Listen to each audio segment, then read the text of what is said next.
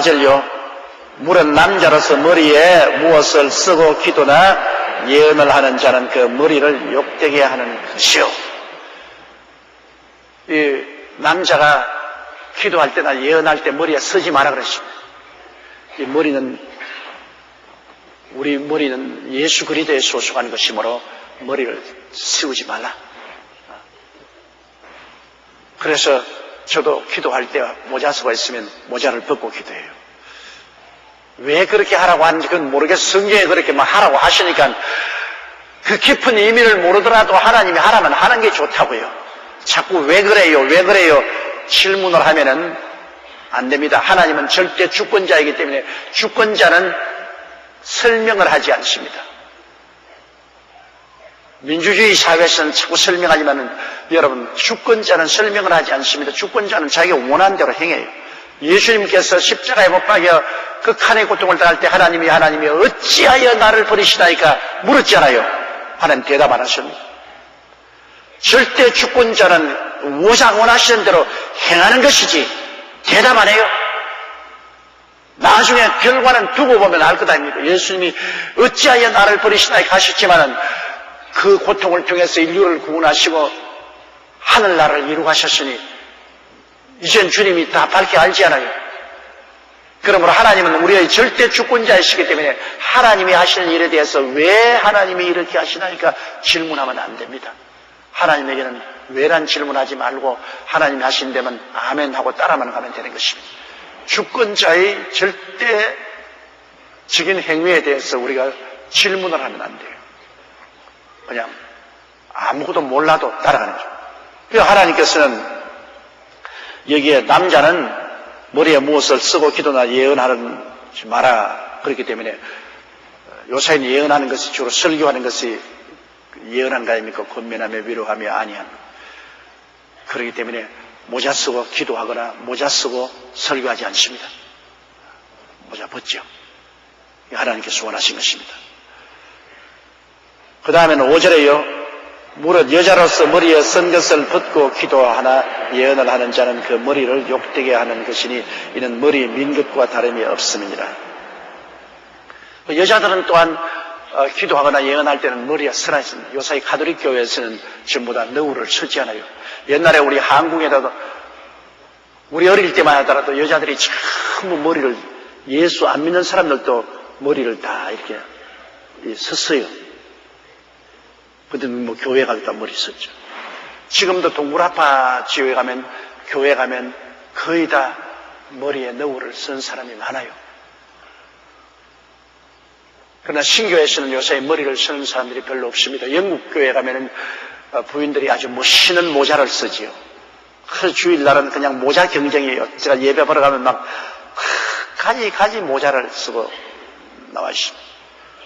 그런데 이제 우리 한국 교회나 미국 교회에 가면은 머리에 쓰질 않아요. 뒤에 보면은 하나님께서 머리에 너울을 쓴 대신에 긴 머리를 주셨다는 말이 있습니다. 긴 머리. 그러므로 여자들 머리가 긴 머리를 가지는 것은 하나님께서 머리에 너울을 쓴 대신으로 주셨다고 말하는 것입니다. 그리고 또 하나님의 계시의 말씀 속에는 그 시대적인 문화가 많이 포함되어 있는 것을 볼 수 있습니다. 1세기경에는 여러분 구라파뿐 아니라 아시아 전체 여자들이 다 믿는 자나 믿지 않는 자는 머리에 썼습니다. 1세기. 우리 한국에는 20세기에도 제가 어릴 때만 해도 모두 다 머리를 썼는데 여자들이 다 머리에 수건을 이렇게 썼는데 그러므로 전체적인 사회 인습이나 문화가 여자들은 머리를 써므로 남자와 구별을 합니다. 그래서 그 문화적인 그 상황을 교회에서 그대로 받아들인 것입니다. 남녀 유별의 표시로서 여자들이 머리에 수건을 쓴 것을 교회에서도 그대로 하나님이 받아들이신 것입니다. 그러니까 어떤 면에 봐서는 이건 하나의 문화적인 현상이지 그때의 머리에 전부 수건을 썼다고 해서 오늘날도 무조건 하고 머리에 여자들이 다 수건을 써야 된다는 하나님의 절대적인 명령은 아니라고 저는 생각합니다. 이건 선택적인 명령입니다. 지금이라도 하고 싶은 사람 그렇게 해요. 그러나 이것은 절대적인 명령이보다도 선택적인 명령으로서 해도 좋고 안 하는 사람은 긴 머리를 가져라. 긴 머리를, 여자들이 긴 머리를 길러라. 그렇지 않으면 깎아버려. 쓰기 싫고 긴 머리를 갖고 싶지 않거든. 머리를 깎아. 옛날에 머리를 깎는다는 것은 여자들이 범죄했을 때, 추행을 했을 때 머리를 깎았습니다. 아주 수치와 곤욕을 주기 위해서. 그러므로 요사이 와서는 여자들이 너울을 쓰지 않으려거든 긴 머리를 가져라. 그 대신에 긴 머리를 가져라. 내가 구라파에서 하면 그 설교를 하니까 어떤 사람이 그러면 여자의 머리가 어느 정도 길어야 되겠냐 그래 물어요. 그래서 내가 대답을 하기를 남편이 히피거든 더 긴 머리를 하고 남편이 머리를 빡빡 깎거든 짧은 머리를 해줬다. 왜? 척도는 누구에게 제일 것이냐? 남편의 머리카락보다 길어야 된다. 그 말이다. 남편이 빡빡 깎아버렸으면 여자는 파마넨트를 짧게 해도 괜찮을 것이고 남편이 히피가 돼서 길게 하거든 그보다 더 길게 하라. 그런 농담삼 진단반으로 제가 한 말이 있습니다. 그러나 성경에는 여기에 머리 쓰는 것하고 머리를 길게 하는 것을 동등시하고 있습니다. 무릇 여자로서 머리에 쓴 것을 벗고 기도나 예언을 하는 자는 그 머리를 욕되게 하는 것이니 머리 민 것과 다름이 없습니다.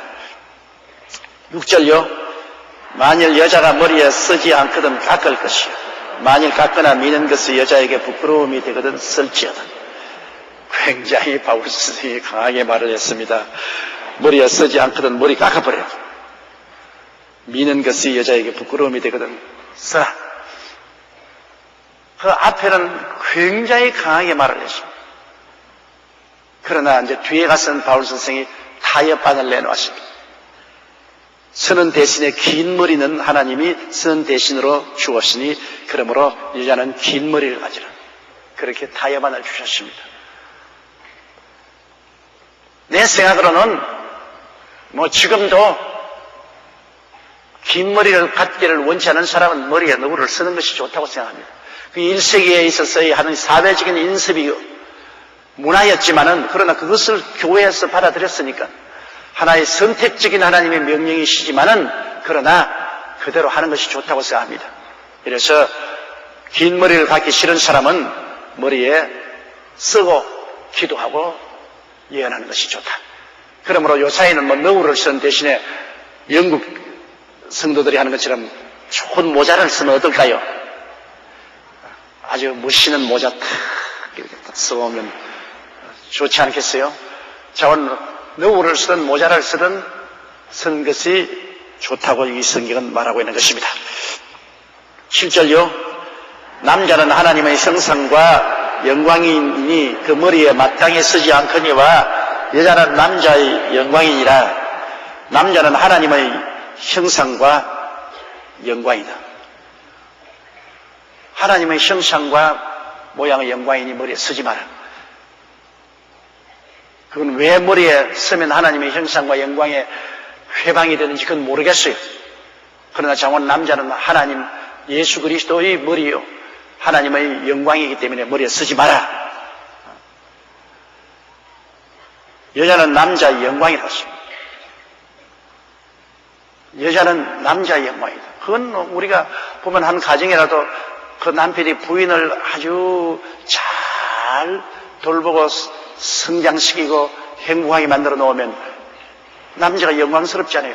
사람들이 볼지라도 야, 그 남편 대단한 사람이다. 그 영광이 됩니다. 내가 목회하다가도 보면 남편이 막 부인을 쥐어박는 사람이 있어요. 너 우리 교회 이제는 은퇴하셨지만 소위 장로란 사람이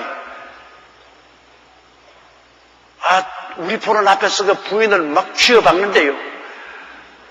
자기는 남자답게 생각하고 막 부인을 가지고 막 아주 쌍욕을 하면서 쥐어박으니까 부인이 그냥 완전히 기가 다 죽었어.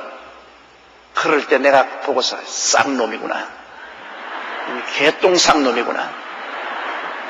대중 앞에서 자기 부인을 그렇게 그냥 쌍욕을 하고 부인을 짓밟고 자기는 그래서 남자답다고. 그 사람들이 볼 때 개똥상놈으로 보지 남자답게 안 봅니다. 그러나 또 어떤 사람은 자기 부인을 아주 칭찬하고 사람들 앞에 자랑. 그 부인이 그 칭찬과 자랑을 듣고 얼굴이 장미꽃같이 피어나요. 즐거웠어.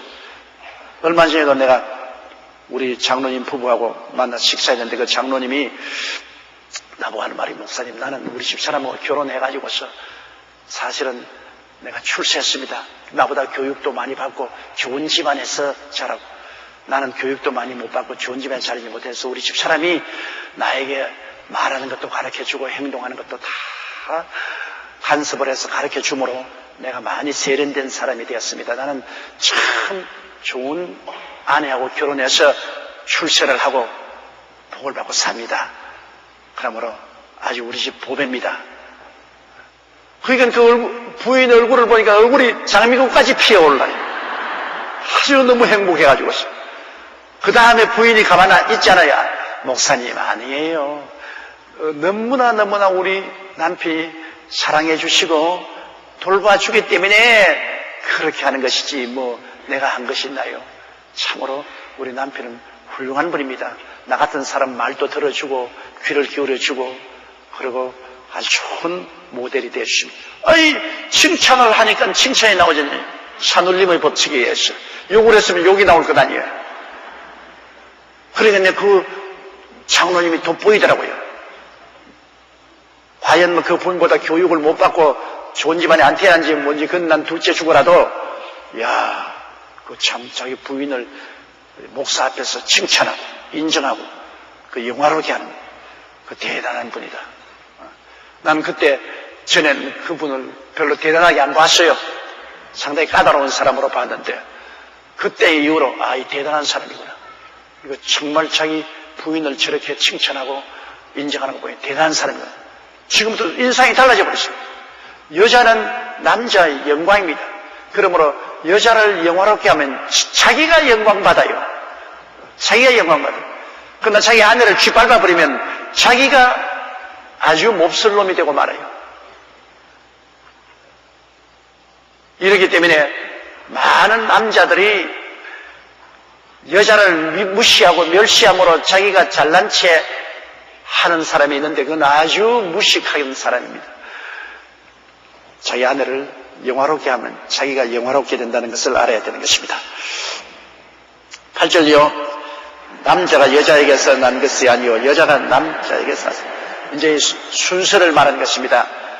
남자가 먼저 나고 그 다음에는 남자 옆구리뼈에서 여자를 취고, 옆구리뼈에서 취했다는 것은 상징적인 의미가 있어요. 하나님께서 여자를 만날 때 남자 머리뼈를 취했으면 여자가 남자보다 높지요. 여자를 갖다가 남자 발 뒤꿈치 뼈를 취했었다면 여자는 남자의 종이지요. 근데 옆구리뼈를 취했다는 것은 이퀄이라 그 말인 것입니다. 남자와 여자 태어난 순서는 앞서거나 뒤서겠지만은 인간으로서의 존재는 동등한 인격을 가졌다. 옆구리뼈 나란히.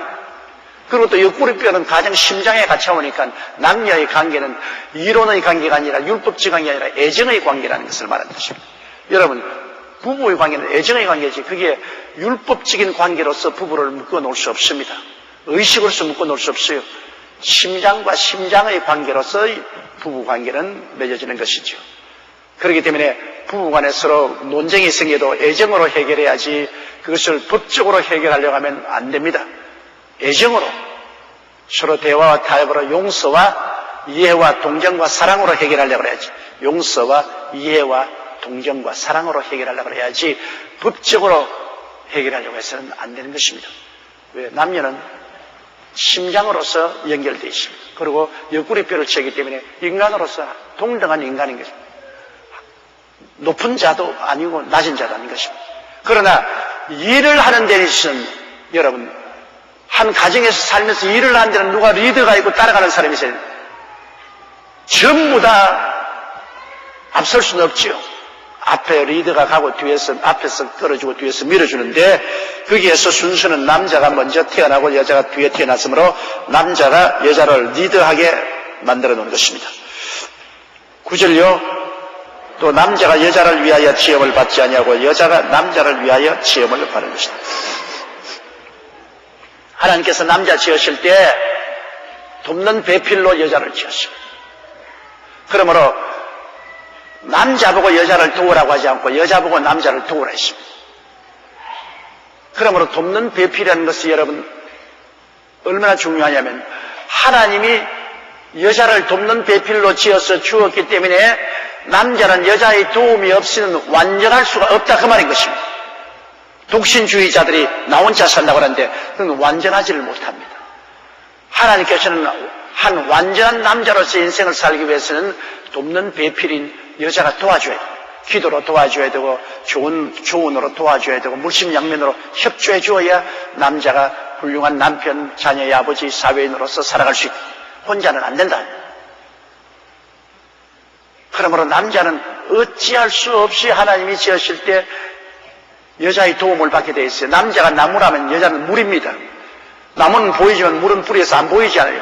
안 보이는 배경에 있지만 물이 없으면 나무는 말라버립니다. 그와 같이 여자의 도우심이 없이는 남자 혼자는 도저히 안 되죠. 그러므로 돕는 배필, 여자가 돕는 배필인데 돕는 배필을 잘못 얻어놓으면 박살난다고, 박살나. 정말 좋은 돕는 배필을 얻어야 하는데 돕는 배필이 도와주지는 아니하고 자꾸 부정적인 말을 하고 핥히고 바가지 끌고 하면 완전히 망해버립니다. 그러므로 결혼이 얼마나 중요합니까? 결혼이 정말로 여자가 남자를 택하는 것보다도 남자가 여자를 올바르게 택하는 것이 더 중요한 것은 남자는 그 돕는 배필의 도움을 받아야 자기 일생을 완전하게 살 수 있는데 돕는 배필을 잘못 얻으면 그 남자는 일생이 완전히 그냥 박살이 나는 것입니다. 이러므로 좋은 아내 달라고 기도를 많이 해야 돼요. 좋은 아내 달라고. 여러분 아들이 있거든 아들에게도 말해서 좋은 아내 달라고 기도하라고. 나쁜 아내 얻어놓으면 정말로 죽이기도 살리기도 못하고 기가 막힙니다. 나는 우리 교회 수대문에서 목회할 때 정말로 나쁜 아내를 봤는데요. 남편 예수 믿는다고 남편에게 밥도 안 지어줘요. 자기는 절간에 나가는데 남편이 예수 믿는다고 해서 그냥 식사도 잘 안 해주고 빨래도 안 해주고 남편에게. 그런데 그 남자는 참 좋은 남자예요. 부인이 밥을 안 해주면 지가 부엌에 나가서 밥을 해먹고 자기가 빨래를 하고 그러고도 하나님 우리 집 사람 기도해달라고 구원해달라고 기도를 많이 했는데 하루는 병원에 입원했다 그래요. 그래서 병원에 내가 신방 가니까 붕대를 이렇게 감고 있어요. 그래서 아이고 어떻게 더 붕대를 감으니까 새벽 기도 나와다가 넘어져서 볼에 부딪혔다 그래요. 그런데 옆에 있는 구역원이 말하기를 목사님 아닙니다. 새벽 기도 나와가지고서 집에 와서 문 열어달라고 하니 문을 안 열어줘서 문 두드리니까 부인이 문 열어주고 들어오는데 그냥 방망이로 때려가지고서 대문에 들어오는데 방망이로가 막 머리를 때려가지고서 머리가 깨졌다. 그런데도 그 양반이 끝까지 나보고는 한 말이 넘어져서 머리가 깨졌다. 자기 부인이 맞았단 말 아니에요. 아, 지독한 여자 봤어. 그건 돕는 배필이 아니라 죽이는 배필이에요. 그렇게 그 남자가 참고 그 부인을 위해서 기도하더니만 결국에는 그 부인이 회개하고 교회에 나왔어요. 결국에는 교회에 나와가지고서 나중에는 아주 좋은 삶을 같이 살게 됩니다. 이 돕는 배필은 참 중요하지요. 좋은 부인 만나면은 완전히 남자가 출세하는 겁니다. 바보 온다리 보세요. 완전히 바보가 좋은 아내 만나가지고서 훌륭한 장군이 되지 않습니까? 그러므로 남자가 여자에서 난 것이 아니요 여자가 남자에게서 났으며 9절요 또 남자가 여자를 위하여 지음을 받지 아니하고 여자가 남자를 위하여 지음을 받은 것이다. 위하여. 요사이 남자들 모여서 건배하면 위하여 하면서 건배하는데 그런 위하여서가 아니라 돕는 주체가 누구냐? 여자가 주체가 아니고 남자가 주체다. 여자가 남자를 위해서 여러 가지 일을 도와주고 남자는 여자에게 도움을 받는 그런 진리. 그러므로 실제로 보면은 여러분, 여자가 남자보다 상당히 머리가 좋아야 됩니다. 돕는 사람이 머리가 좋아야지 도와주지. 돕는 사람이 바보 같으면 바보가 뭘 도와줍니까? 이러므로 실제로 요사연에 가만히 보면 지성에 있어서 여자들이 남자보다 조금도 못하지 않고 남자보다 훨씬 낫습니다. 옛날에는 육체 노동을 할 때는 남자가 여자보다 육체적인 힘이 세기 때문에 사회활동을 더 많이 할 수 있습니다. 요사이는 디지털 시대에 여러분 이제 육체 노동 안 합니다. 전부 다 컴퓨터입니다. 손가락과 움직이는 거예요. 그렇기 때문에 21세기의 시대는 남자의 시대가 아니라 여자의 시대입니다. 여자가 남자보다 머리가 좋거든. 감정도 더 섬세하고 머리도 남자를 돕는 것이니까 여러분 가정교사가 어린아이보다 나아야 가정교사가 어린아이를 도와주지 가정교사가 어린아이도 못하면 어떻게 도와줘요? 여자가 남자보다 머리가 좋아야 남자를 도와주지 여자가 멀렐레한데 무슨 남자를 도와줘요? 그러니까 하나님 원래 만들 때 여자에게는 굉장한 지성을 주셨다. 그러면 오늘 디지털 시대에는 이제 남자들 옛날에 막 노동을 할 때는 여자보다 앞섰지만 이제는 전부 컴퓨터 누르는 것 때문에 이제는 여자 시대가 온 것입니다, 여러분. 21세기는 여자 시대예요. 그러므로 남자 여러분 이제는 큰 소리 할 때가 지나갔어요. 여자에게 잘못 보였다가는 밥도 못 얻어먹는다. 여자 시대가 왔어요. 이제는 이 섬세한 손길로서 좋은 머리로 가지고서 참 컴퓨터로 움직이고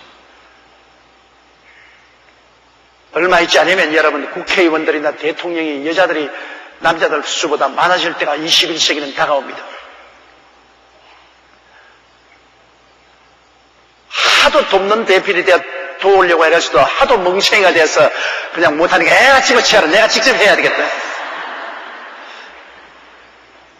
내 개인적 생각으로는 한국에 여자 대통령이 나오면 좋겠어.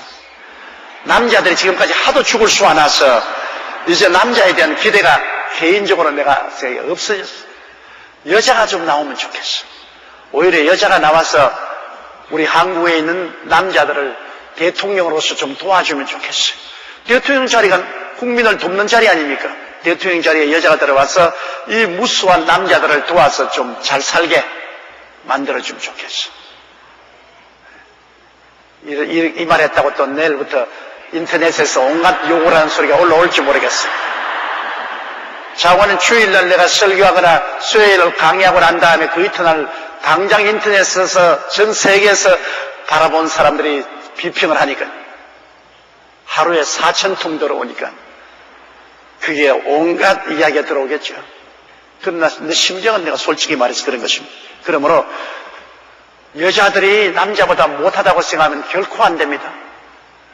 부모가 자녀를 돕는 같이 선생이 학생을 돕는 같이 여자들은 남자를 위해서 돕는 배필로 체험을 받는 것입니다.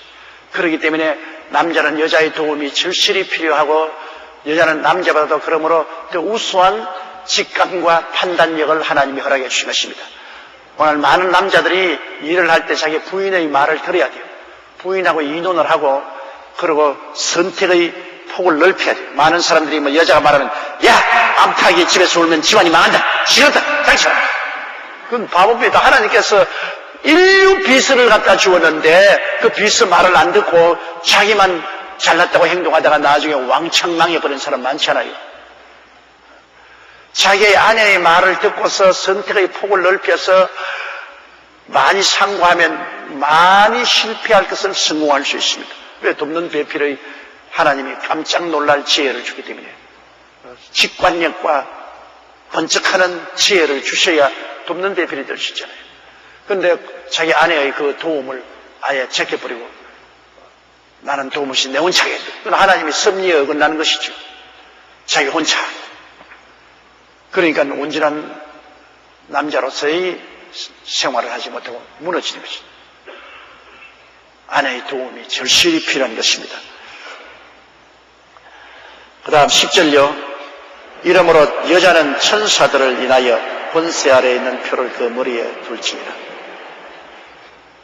천사들을 인하여라는 것은 내가 보기에는 하나님이 아담과 하와를 지을 때 천사들이 증인으로 본 것 같습니다.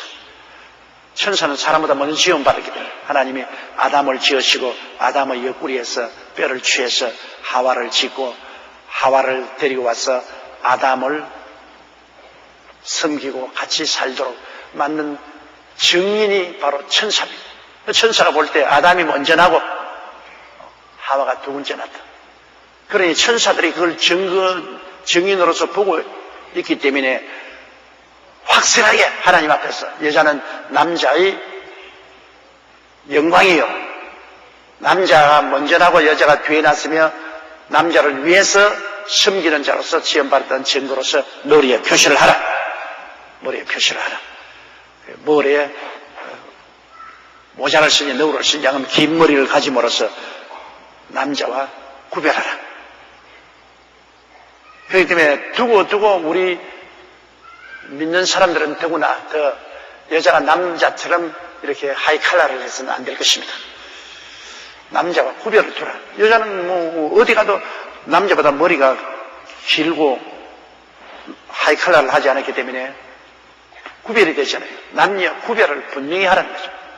천사들이 증인으로 보고 있잖아요. 분명히 남녀 구별을 하라. 남자가 여자보다 앞서 지음받았으며 남자가 여자를 위해서 지음받지 않고 여자가 남자를 위해서 지음받았다는 그 사실을 머리에 표로서 확실히 가지고 있어라. 그렇게 말한 것입니다. 11절요.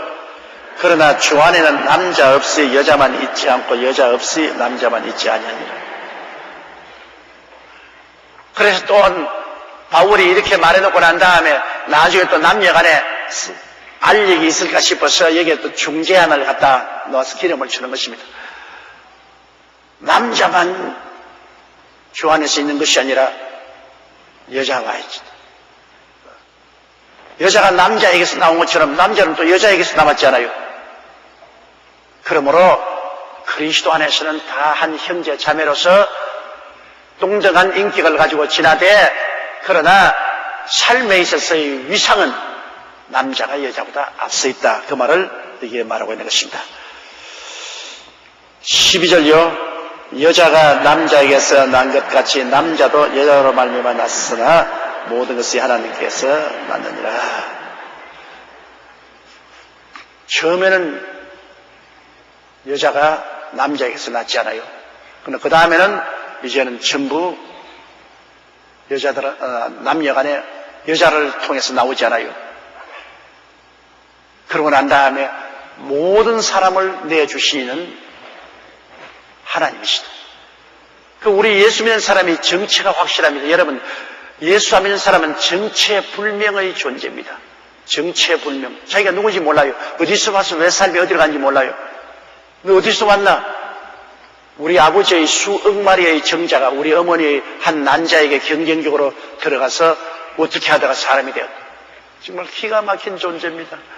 눈에 안 보이는 아버지의 수억 마리의 정자 중에 한 마리가 어머니 난자 속에 들어가서 내가 되었다.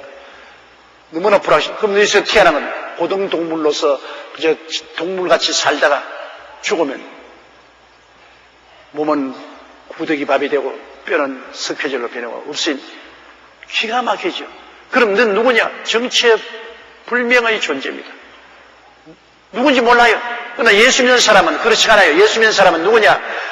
나는 우연히 태어난 것이 아니라 만세전에 하나님께서 나를 작정해서 태어나게 하셨다. 나의 그러니 우연의 존재가 아닙니다. 하나님께서 만세전에 나를 보시고 나를 아시고 태어나게 하셨다. 그럼 세상에 왜 사냐? 나는 세상에 사는 의미와 가치는 아버지와 아들과 같이 사는 것이 의미가 있는 것이 이게 의미다. 하나님이 가져. 가치는 그 나라와 그 일을 구하면서 사는 것이 이 가치가 있다.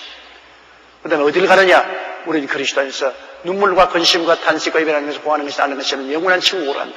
이러므로 우리는 정체성의 위기가 없습니다. 아이덴티티 크라이시스가 없어요. 누구냐? 어디서 왔냐? 왜 사냐? 어디로 가냐? 분명해요. 안 믿는 사람은 어디서 와서 왜 살며 어디로 가는지 정체성이 불확실합니다. 아이덴티티 크라이시스. 정체성의 위기에 처해가지고서 그러므로 행복이 없어요. 어린아이가 아무리 좋은 옷을 입고 좋은 구두 신고 손에 빵을 잔뜩 들고라도 산속에 던져버리면 그 아이가 행복합니까? 어딜 갈지 모르기 때문에 절대로 행복하지 않아요. 차라리 헌 옷 입고 맨발 벗고 손에 누룽지를 들어도 부모와 같이 집에 있는 어린아이가 훨씬 좋지요. 그건 정체성이 확립되어 있기 때문이죠. 예수 안 믿는 사람이 부귀영화 공명을 다 가지고 늘 마음에 불안하고 고통스럽고, 그래서 이것을 없애기 위해서 더 물질을 구하고 더 물질을 구하고 더 물질을 구하고 해도 행복하지 않습니다. 그러나 예수 믿는 사람은 여러분 자기가 누군지 확실히 알기 때문에 마음이 편안합니다. 있으면 감사하고 없으면 없는 대로, 있으면 있는 대로 우리가 행복하게 살 수가 있는 것입니다. 그러므로 우리 모두가 하나님께로부터 났다는 것 얼마나 중요한지 모릅니다.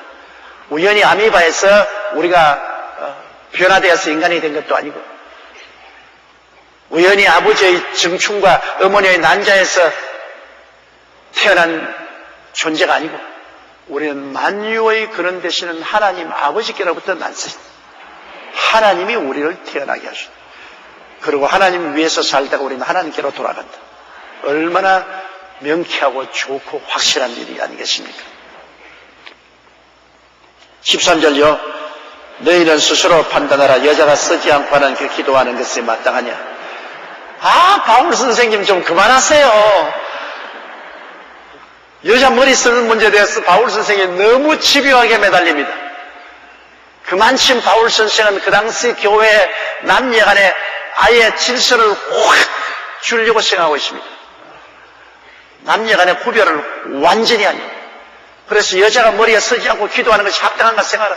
그 당시에 문화가 그렇고 그 생활 습관이 다 여자가 머리 쓰게 돼 있는데 안 쓰니까 이상하게 볼 것은 당연한 일이지요. 그러나 바울 선생은 그러므로 여자가 머리에 쓰든지 긴 머리를 안 하고는 기도도 하지 마라. 그렇게 단호하게 말하고 있는 것입니다. 14절요. 만일 남자가 긴 머리가 있으면 자기에게 욕되는 것을 본성이 너에게 가르치지 않냐. 남자가 긴 머리가 있으면 자기가 수치스럽다. 그 본능적으로 느끼지 않냐.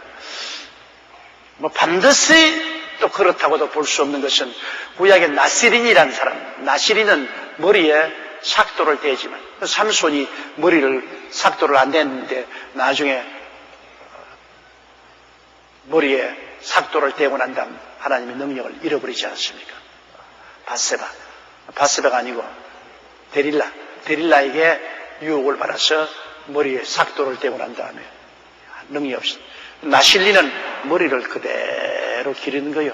그는 온전히 하나님께 내어 바친 사람으로 포도주도 독주도 마시지 아니하고 온전히 하나님께 바친 나실리는 머리예요. 예수님은 머리가 길지 않아요. 우리가 직접 예수 보지만 예수님 사진에 보면 예수님 머리가 이렇게 길잖아요. 예수님은 나사렛 사람, 나시린인 것입니다. 예수님은 머리에 삭도를 대지 않습니다. 왜냐? 나시린으로서 온전히 하나님께 자기 자신을 맡겼기 때문에 머리에 삭도를 안 댄 것입니다. 그런 나시린이 아닌 일반 남자들은 다 머리를 짧게 깎아야 돼요. 긴 머리는 수치가 있는 것입니다. 그런데 이 구약시대 보면 우리 한국도 옛날 같지만 남자들은 모르다 수염을 길렀어요. 수염을 길렀어요. 그 옛날에 가정의 어린아이들이 아버지께 순종을 잘한 것은 아버지가 수염이 있어서 그렇다고 그랬어요. 자기하고 다르거든. 수염이 다 이놈, 아이고 수염 달린 사람이에요. 이놈. 요 사이는 싹 깎아버리니까 자기나 나나 말이야. 장군이 여러분 권총을 가진 것은 권총 쏠라고 가진 것이 아니에요. 권총을 탁 차고 있는 그게 군입니다. 그러면 병사들이 보고 우리 장군은 권총을 차고 있네. 우리 할아버지 아버지 수염 봐라. 저도 환갑을 당했을 때 수염을 기르려고 그랬어요. 나는 수염이 별로 많지 않은 사람이라 코수염을 기르려고 그랬는데 우리 교회 장로님 한 분이 내게 왔어요. 내가 수염을 기르겠다고 말을 탁 했는데 장로님 한 분 오시더니만 아무 말도 안 하고 내 앞에서 무릎을 꿇고 저를 넓적하더니만 목사님, 제발 수염 기르지 마십시오. 아니, 내 수염 기르는데 뭐가 그렇게 간절해서 무릎을 꿇고 절까지 하면서 수염을 기르지 마라. 왜? 나는 예수 믿기 전부터 이 교회에 나와서 목사님에게서 지금 몇십 년을 예수를 믿고 장로까지 되는데, 목사님 이미지가 달라지면 내가 아주 내 마음이 신앙이 흔들리려고 합니다. 그러니까 목사님께서 수염을 기르지 마세요. 그러다가 또 우리 집사람 한 말이 수염만 기르면 밤에 잘 때 가위로 잘라버리겠다.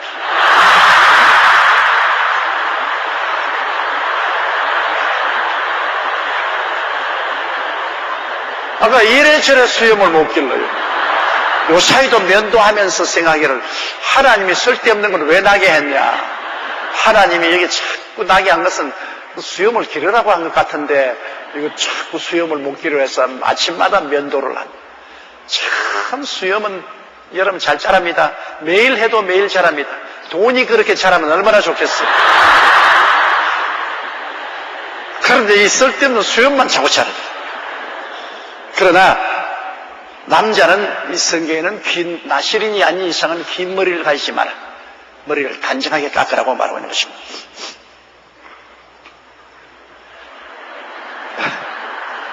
그 다음 15절요. 만일 여자가 긴 머리가 있으면 자기에게 영광이 되나니 긴 머리는 쓰는 것을 대신하여 주신 영광. 여기에 이제 해답이 나오는 것입니다. 쓰는 것을 대신해서 줬다. 제일 좋은 것을 쓰는 것이 제일 좋은데, 쓰기 싫으면 쓰는 것을 대신해서 여자에게 긴 머리를 주셨다. 그러므로 여자는 긴 머리를 가지면 자기에게 영광이 된다. 여자가 긴 머리를 가지고 바람에 머리를 날리면서 보리밭길을 걸어가면 황홀하고 눈부시죠. 그러므로 여자가 긴 머리를 가지는 것 우리가 봐도 좋습니다. 여자가 남자처럼 아주 짧게 단만 머리를 하고 있는 것을 보면은 우리가 보기에도 본성이 별로 좋지가 않습니다. 하나님이 긴 머리를 좋아하시니까 긴 머리 가지세요.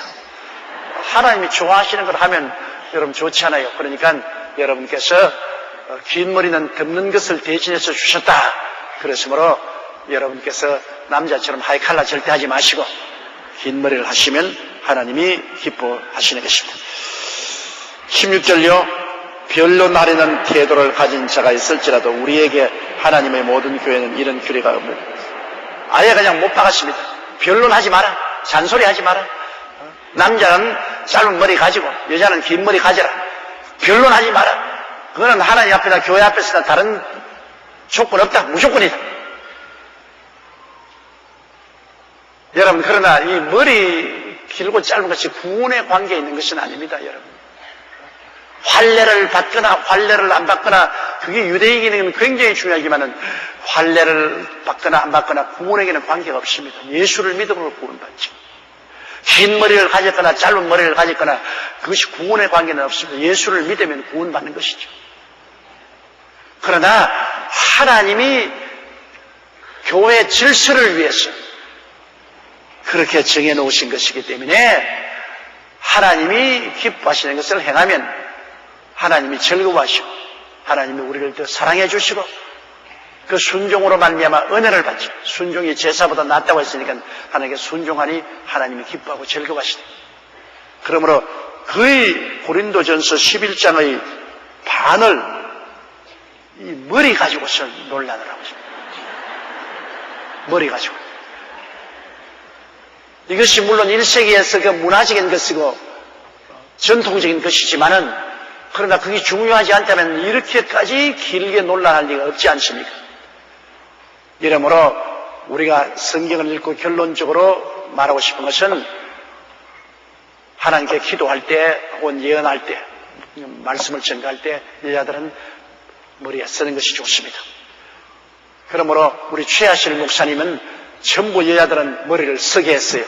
흰 빵떡 모자, 흰 빵떡 모자 다. 최 목사님 언제나 설교했던 머리에 흰 빵떡 모자 쓰고 있었어요. 그러므로 여러분께서 긴 머리를 갖기 원하지 않으시거든 여러분께서 모자를 쓰세요. 그게 하나님이 기뻐하십니다. 제가 이 성경을 읽을 때마다 마음에 상당한 갈등을 느낍니다. 왜냐하면 하나님께서 이 성경 말씀 가운데 이렇게 긴 장을 사용해서 여자에게 머리 쓰는 것을 늘 강조하시고 나중에 와서는 변론하려는 태도를 가진 자가 있을지라도 우리에게나 하나님에게 모든 교회는 이런 규례가 없다고 그냥 못을 딱 박아놨는데 더 이상 머리를 길게 하고 짧게 하고 변론하지 마라 시킨 대로 하라 그러는데 그래서 저는 여러 가지 오랜 세월 동안 고민을 많이 했습니다. 왜냐하면 저는 불교를 믿다가 예수를 믿고 그것도 가톨릭에 안 들어가고 프로테스탄트에 들어와서 믿어서 그냥 전부 머리를 쓴 전통이 없는 곳에 들어와서 평신도로 있다가 교회 종이 되어서 목회를 하는데 이 성경을 읽을 때마다 전부 우리 교회 성도들 머리를 쓰게 해야 되느냐 안 쓰게 해야 되느냐 상당한 고민을 했고 지금도 고민하고 있어요. 지금도 텔레비 가톨릭 채널을 틀면 가톨릭에서 주일 예배 볼 때 보면 전부 너울을 쓰고 여자들이 그에 나와서 성례전을 하고 있습니다. 그러면 지금 진짜 성경대로다. 성경에 주님께서 그렇게 명령하신 대로 하고 있다. 우리 신교회는 저렇게 하고 있지 않으니까 그 점에 내 마음이 걸리는 것은 사실입니다. 남자들 위해서 걸리지 않고 우리 자매들을 위해서 걸리는 것입니다.